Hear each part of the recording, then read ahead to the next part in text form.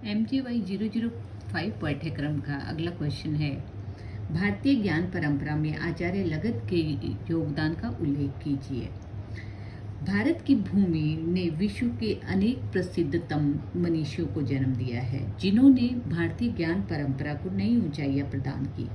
भारतीय ज्ञान परंपरा में ज्ञान का आधार वेदों को माना गया है और वेदों के गूढ़ रहस्यों का प्रतिपादन करने के लिए मनीषियों ने वेदांग की रचना की और उन्होंने 6 वेदांग निश्चित किए: शिक्षा, छंद, कल्प, व्याकरण, ज्योतिष और निरुक्त, जिनमें वेदांगों में ज्योतिष शास्त्र को वेद पुरुष का नेत्र कहा गया है।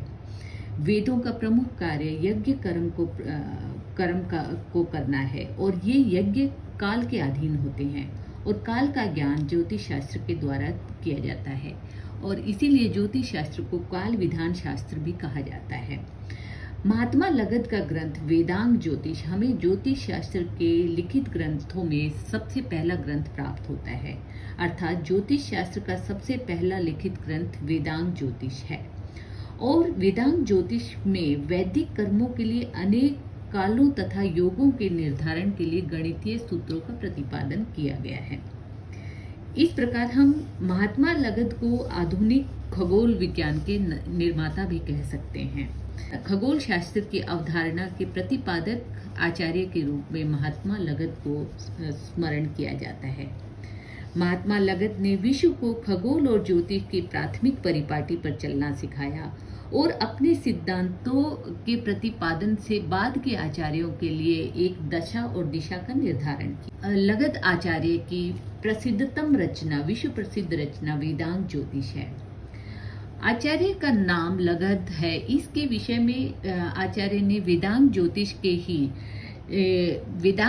के ऋग पाठ में श्लोक संख्या 2 में अपने नाम का उल्लेख किया है और याजुस पाठ के श्लोक 44 में अपने नाम का उल्लेख किया है। इसमें श्लोक में आचार्य ने कहा कि मैं लगद नामक महात्मा सरस्वती को प्रणाम कर काल के ज्ञान को कहता हूँ। आचार्य इसके अलावा हमें आचार्य के नाम के संबंध में कोई और साक्ष्य नहीं मिलते हैं। इसी प्रकार आचार्य के लगद के जन्म स्थान के विषय में आचार्य ने अपने ग्रंथ वेदांग ज्योतिष में का रचना स्थल का संकेत किया है। आचार्य ने बताया कि इस वेदांग शास्त्र की रचना 34 अंश से 35 अंश अक्षांश के अंतराल में आने वाले नगर में हुई है और इन अक्षांशों के आसन हमें कश्मीर और तक्षशिला नगर प्राप्त होते हैं और संभवतः इन्हीं नगरों के आसन या इन्हीं के अंतराल में पड़ने वाले किसी नगर में आचार्य लगद का जन्म हुआ होगा। इसके अलावा आचार्य के जन्म स्थान के संबंध में कोई भी और ऐतिहासिक या पौराणिक एविडेंस नहीं मिलता है। महात्मा लगद आचार्य के जन्म स्थान की भांति ही जन्म काल के संबंध में भी कोई ऐतिहासिक तथ्य हमारे पास नहीं है, परंतु ग्रंथ रचना काल के संबंध में विभिन्न इतिहासकारों का मत है कि इस ग्रंथ का रचना काल अनुमानतः ईसा पूर्व 1400 वर्ष में हुआ होगा, तो आचार्य का लगद का जन्म भी इसी काल में हुआ होगा। वेदांग ज्योतिष आचार्य लगद की महत्वपूर्ण प्रसिद्धतम रचना है, विश्व प्रसिद्ध रचना है। इस ग्रंथ के 3 पाठ है: ऋग ज्योतिष, याजुष ज्योतिष और अथर्व ज्योतिष। बुक में ऋग ज्योतिष और याजुष ज्योतिष का ही उल्लेख है, लेकिन प्रोफेसर राजा पाठक ने अपने काउंसलिंग के सेशन में इस ग्रंथ के 3 पाठ बताए हैं: ऋग ज्योतिष, याजुष ज्योतिष और अथर्व ज्योतिष।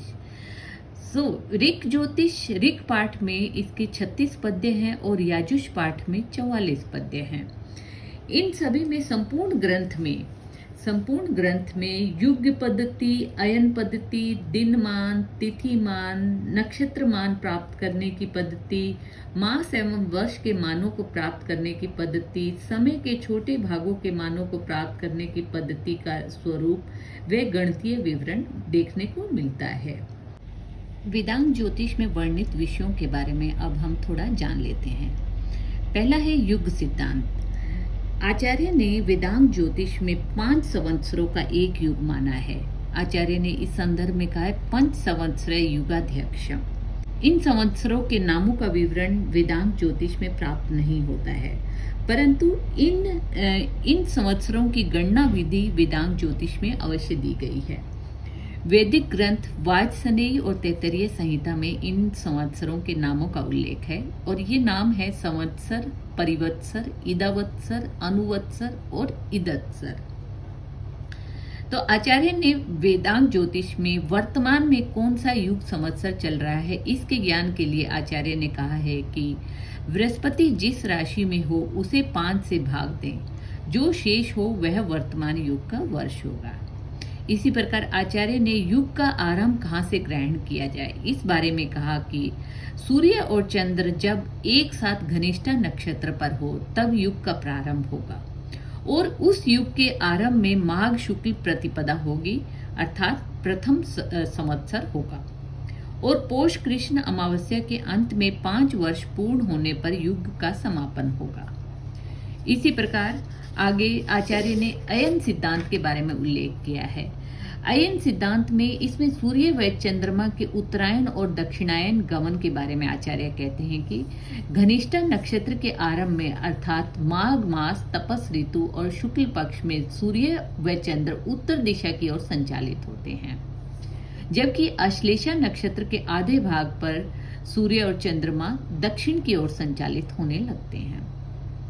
इसी प्रकार आचार्य ने दिनमान के बारे में बताया कि सूर्य के उत्तरायण में दिनमान में वृद्धि होती है, 12.5 पल की वृद्धि होती है और रात्रिमान का ह्रास होता है और दक्षिणायन में इसके विपरीत होता है। इस प्रकार एक अयन वर्ष में दिन रात्रिमान में 6 मुहूर्त की वृद्धि होती है। एक वर्ष के दिन होते हैं 366 और एक अयन के दिन 183 होते हैं और इतने दिनों में 6 मुहूर्त की वृद्धि होती है, मतलब 183 दिन में 6 मुहूर्त की वृद्धि होती है।